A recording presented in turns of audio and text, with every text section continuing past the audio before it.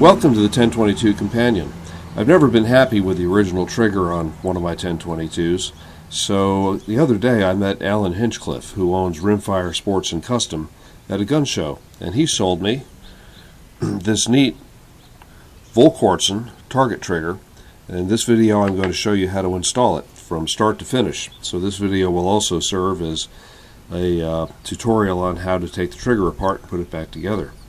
I've removed the trigger group from the rifle, and I've got the safety on, and we'll take you through all the steps.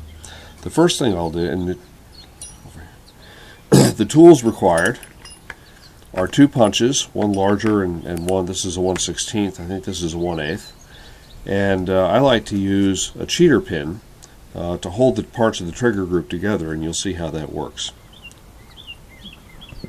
So the first thing I'm going to do is remove the ejector pin from the top. And I like to put all the parts in a little dish, and that way they don't roll away from me, and also when the dish is empty I know I've got all the parts back in the trigger group. And I'll remove the ejector so it doesn't fall out. The next thing we want to do is turn off the safety. Put your finger closely over the hammer and pull the trigger to decock the hammer. Let it come up slowly. Then use your punch to push out the hammer pin. Push up put the hammer pin away. That's the hammer spring strut that fell out. It will fall out, or you might have to pull it out. And then I can remove the hammer. I pulled it back a little ways so that it would clear the bolt lock plate, which is still in place. This hammer has separate bushings. You can see one of those fell off. That's not a problem. And here's our bolt lock plate spring that goes around the right side of the hammer. Now, in order to make this job easy,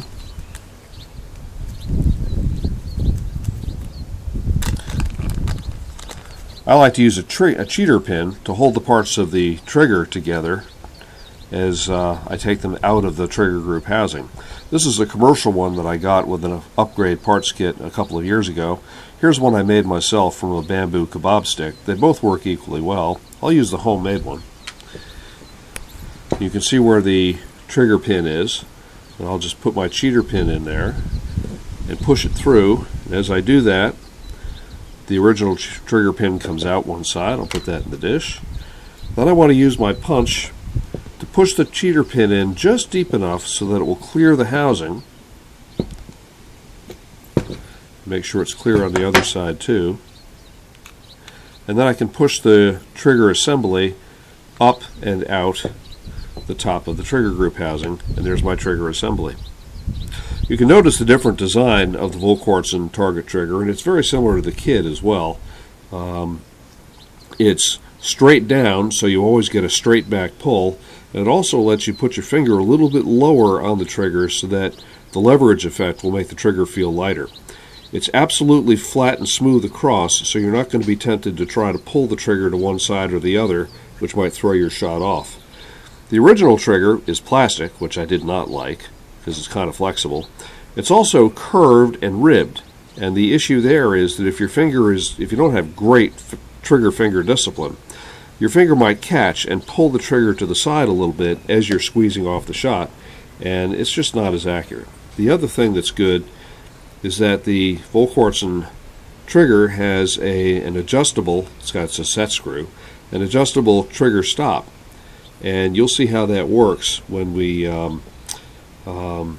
test fire it, because that stops the rearward motion of the trigger after the shot has fired, which gives you a very precise trigger squeeze and also a really short and positive reset. So the next step is we have to take the trigger assembly apart. And to do that, I'm going to use my small punch. I'm going to remove my cheater pin.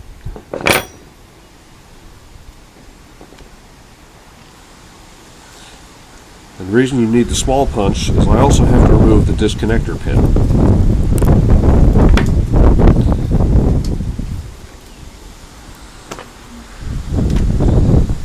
And there's my trigger, sear spring, and disconnector. I'll put the sear and disconnector assembly back together. By the way, if your spring falls out of your sear, you want to make sure that the wide part of the spring goes into the sear and the narrow part goes into the hole in the disconnector. And I'm going to hook the disconnector onto the bottom of the sear, and it will hold together a little bit while I install them into my new trigger. So I'll line those up, get my disconnector pin, which is the short narrow one, get it started, line it up and drive it home. This can be a loose fit in a trigger, so you want to make sure you hold it at the bottom so it doesn't fall out. Then to install my cheater pin again, so I can put the assembly back in, I am pressing the sear into the trigger in order to line up the hole, and that's an important thing to do or you'll get really frustrated. Here I am with my homemade bamboo cheater pin again, and I'll pop that in there. Make sure it's lined up so it goes through the other side as well.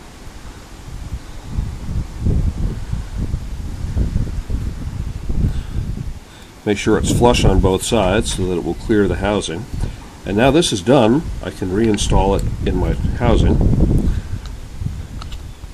Now in order to line up the trigger pin, you want to just place it so that you can see the whole cheater pin.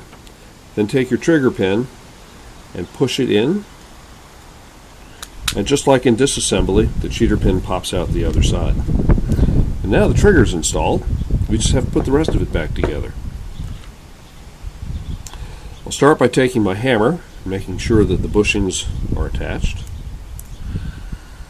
I'll take my bolt lock spring, and remember that let's see it over here, the dogleg part of the spring has to go forward in order for this to work right. So I've got the hammer facing that way to my left, and I'm going to put the dogleg part of the spring up on the flat part of the hammer. That's how I know it's forward. This can be a little delicate. I may want to push the bolt lock plate up a little bit, and I'm going to push the hammer in from behind and below the bolt lock plate.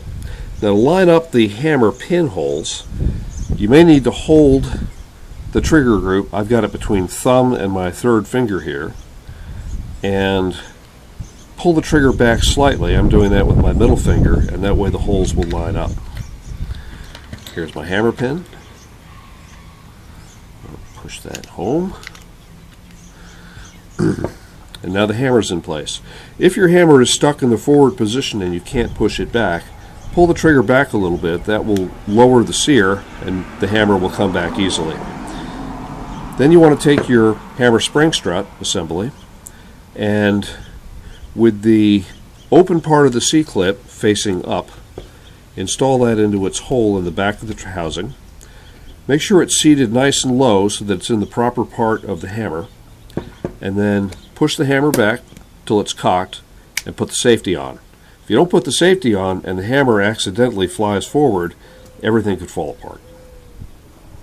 So now we're basically done.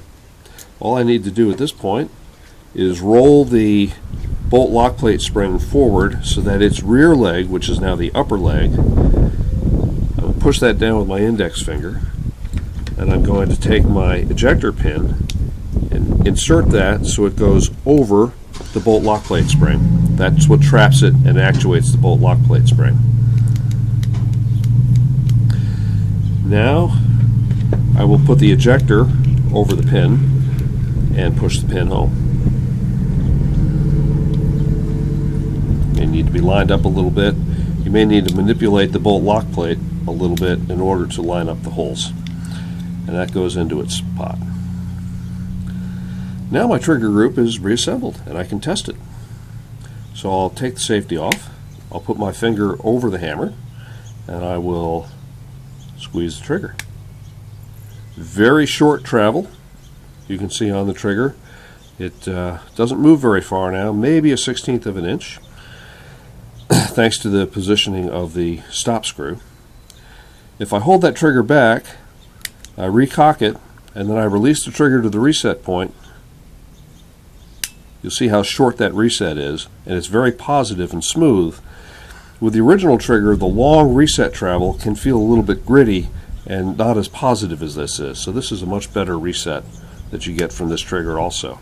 The trigger barely moves and then stops. The shot's fired. The action recocks the hammer. Once more time, we'll release the trigger to the reset point, just a little bit, and I'm ready for the next shot. I really like this trigger, and I think it's going to shrink my groups and improve my scores. I hope this was helpful.